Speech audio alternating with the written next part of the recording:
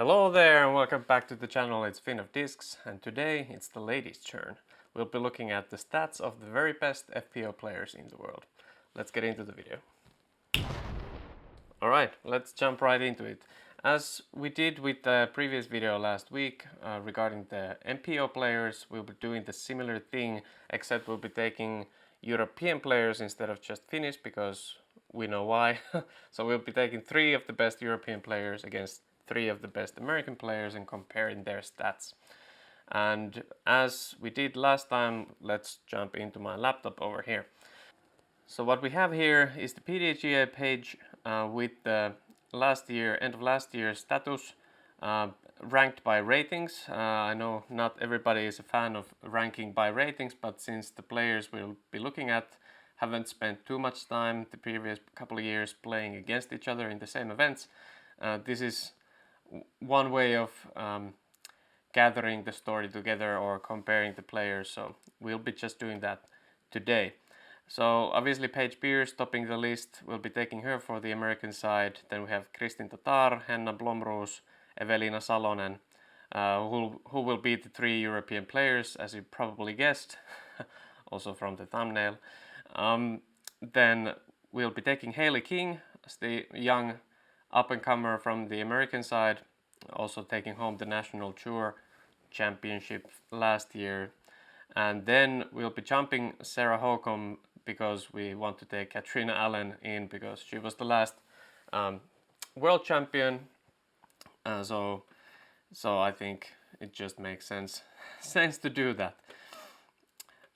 Okay, so those are our players, and if you haven't read the European Reopen article that Ultiworld published a little while ago, at the start of February, please take a look at that because you will have the profiles of Kristin Tattar here, Henna, Blomroos, as well as Eveliina Salonen, all right at the top. So we know who we're excited about getting into the United States soil to play this year. So you can get some details on their player profiles and their tour plans this year from there. But again, as with last year, we took data from Statmando. We took 2019 through 2021, so 3 years of events, then all A tiers and above, so all the better tiers. And also I had to highlight FPO here because Kristin and Paige actually participated in 2019 men's USDGC, so that skewed their positions placements a little bit, so we'll be only taking these. But let's jump into the event results here in my Excel. So if you want to take a freeze frame now to sort of look at the stats all together, please do it, but then we'll be getting into it. So let's zoom in a little bit and look at what we got over here.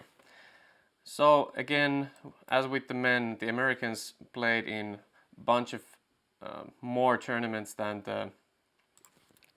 Sorry, there's a mistake.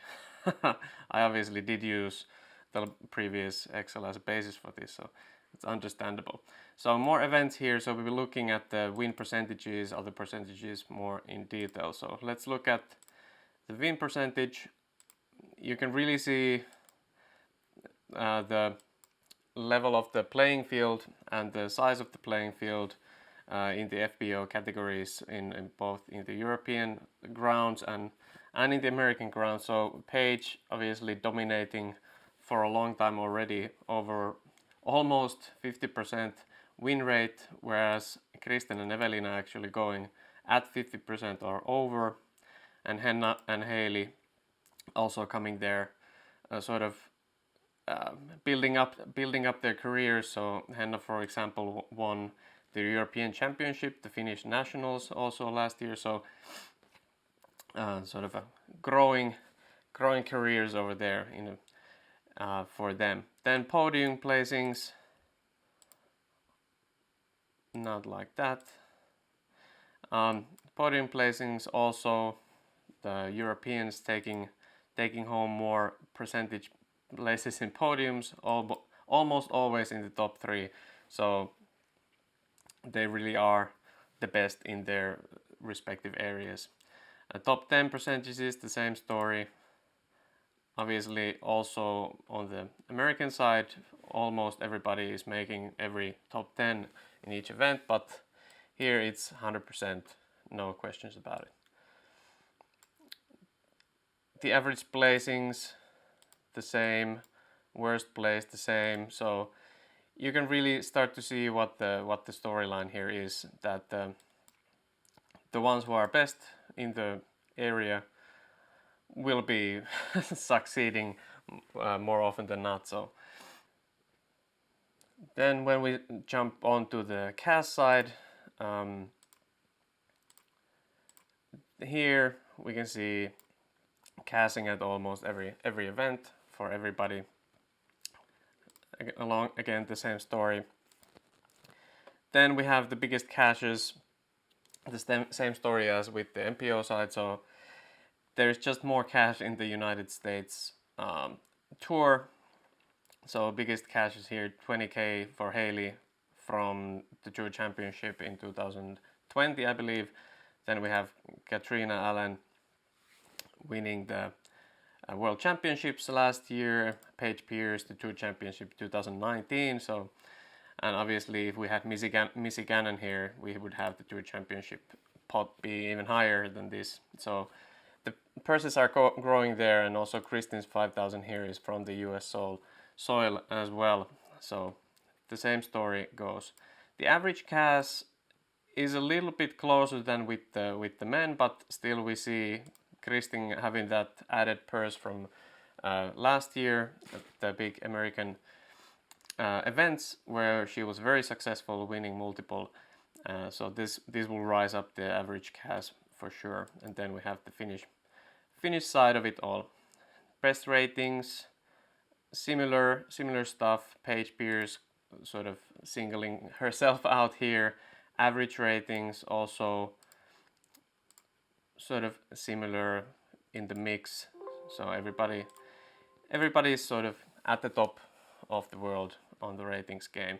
Worst ratings, well, as with MPO, everybody has their bad days. So let's not focus on that.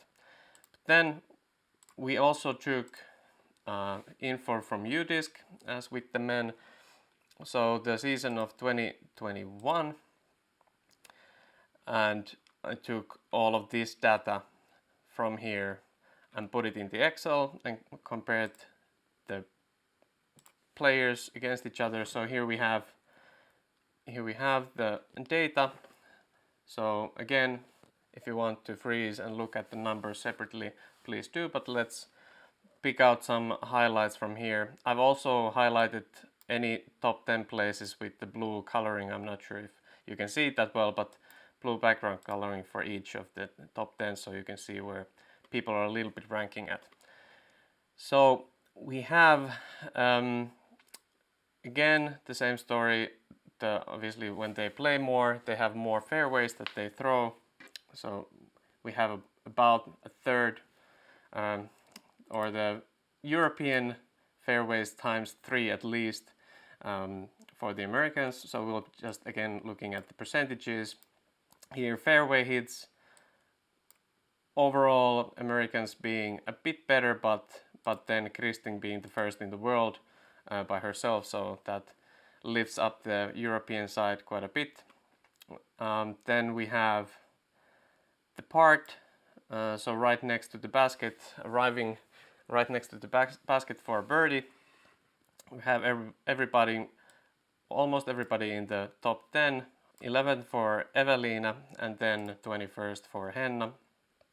But anyway, quite close. Then green in regulation, circle 1, meaning that you arrive within 10 meters or 30 feet or 33 feet to be exact from the basket for a birdie. So either with the first shot on a par 3 or the second shot on a par 4. That's how it works. So green in regulation, so how close can you get to the basket for birdie? We have everybody in the top 10. Again, Americans being a bit closer. Then green in regulation circle 2, which would be the double of the amount, so 20 meters or 66 feet. And this also counts in all of the above as well. So if you're circle 1 or parked, those all will be counted into circle 2, counting as well. Again, we have everybody in the top 10, Kristin having the edge there, but not quite enough to pull the Europeans to the victory. So overall, the American side being a bit more accurate on the approaches. The OB rate, interesting here is that the top 10, this is clearly the Europeans' game in it, that they're first, second, and fourth. Whether this is the reason, or whether the reason for this is that the courses are different in Europe, that they have less OB, or the OB sort of fairways, or the fairways are wider and the OB is not as tight. It might be the reason there, because we see such a clear difference here, but it's anyway interesting. Scramble rankings, we have the Europeans being better there as well. Bounce back rating, so how well do you do after a bogey? Can you bounce back? Well, many of them can, because we have the world's top 4 over here. So Kristin being the first, then Paige, Hailey, Catrina. So very well done there. Then is the putting that everybody sort of is worried about and wants to practice, because that's really where the results are being made. So circle 1 being the 10 meters, 33 feet. Within that, how many putts do you make? So this is sort of interesting, because we don't have, even though we have quite objectively viewed best players in the world, the putting game is not their strong suit. So everybody is sort of on an average level on the world rankings on UDisc. So no top 10s here, but decent percentages, I would say. Then for circle 1x, which means that you are removing all of those where the disc is really close to the basket, so you can just reach in and drop it there. So these are the ones that you actually have to putt, and there we see Paige being 8th in the world. So when you actually have to putt, we have a little bit higher, almost half of them are higher than the pure circle 1 putting, but still Americans having a victory over there over the Europeans. Then we have circle 2 putting, so from 10 to 20 meters or from 33 to 66 feet. And we see here lies the strength of the best players in the world. At least for Kristin and the Americans, all are in top 10. For Eveliina and Henna, not so much, unfortunately. So clearly something that they might want to develop a little bit further going forwards. But overall, Americans again, birdie rate, again very high results for all the 4 here. So Paige, Catrina, Hailey, Kristin. So the four best players in the world in terms of birdie rate. So that is quite amazing. So that's also propelling the Americans to a clear victory here in terms of averages. Par rate, bogey rate, double bogey rate, triple bogeys. So sort of more double bogeys, triple bogeys maybe than with the men, but still very clean. Especially here, Kristin only 7 double bogeys in the entire year. Obviously also less competitions than the Americans, so that will factor into that.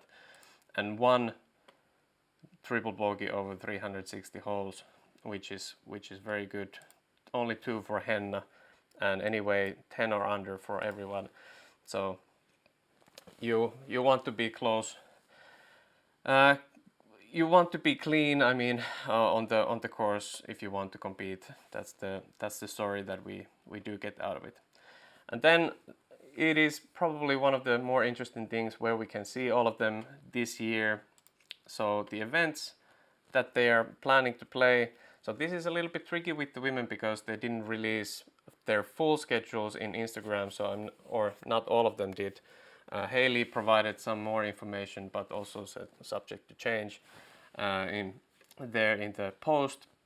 But for most, we only know about the start of the season. But we can obviously see coming up next weekend is Las Vegas Challenge, where everybody will be there. Then we have Memorial, where only the Europeans are at least currently planning to play. So that's interesting. Then we have Veikko again with everybody there. Open at Belton. Only Catrina and Kristin so far have set it in their schedules. Texas State Disc Golf Championship. Everybody there. Music City Open. Only Finnish players right now. Interestingly. And by the way, Eveliina and Henna, pretty much identical tour schedules. Obviously, they're teammates as well at Innova, so that makes sense. Easier and more fun to travel together. So it's quite where you say the other will be there if they're not injured or sick or anything like that, which obviously we don't hope. Then we have Championship Cup, the major being there, everybody there. Jonesboro. At this point, both Finns will be competing in Finland or in Europe, so they won't be here during the April-May time period. But then DD Open, OTB Open. Kristin, I'm not sure if she will be at OTB, but she said that DD at least. Then Preserve, we have at least Hailey, King, Eveliina, Henna. US WDGC, so US Women's Disc Golf Championship.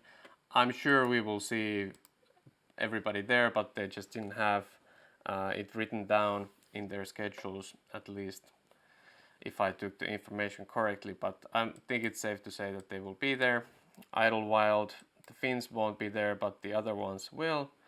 Sula Open, that remains to be seen. At least Hailey didn't have it in this schedule, and it starts to be later in the year where they didn't publish those informations yet. So for the remainder of the year, at least we can see that there's World Championship. Most likely everybody will be there. Then if you qualify for the Disc Golf Pro Tour Championship, I'm sure you'll be there as well, because as we saw with the purses, it's a very lucrative place to be if you can compete. So I don't think they would miss it for a world if they were able to and qualified for it. But yeah, so a lot of the latter season is open. We don't know exactly what will happen, who will participate in what, but at least for the start of the year we have plenty of events where all of them are, and most of them are. So we will see them competing and really starting to see how the season starts to sort of look like, who will come on top in which competition. Last year's FPO Disc Golf Pro Tour was very exciting, a lot of different winners, so I'm sure that these 6 are not the only ones competing for the victory, but at least they will be, I'm sure of that. So it will be very interesting to see where the people will end up and what does the scoreboard start to look like, who is doing what well and where, what kind of circumstances. But yeah, that's it. Thank you for watching. Go follow me again in Instagram and Twitter if you want to. I hope this was interesting to you, and let's see what I will come up with for the next video next week. But that's it for now. Until next Sunday, so long.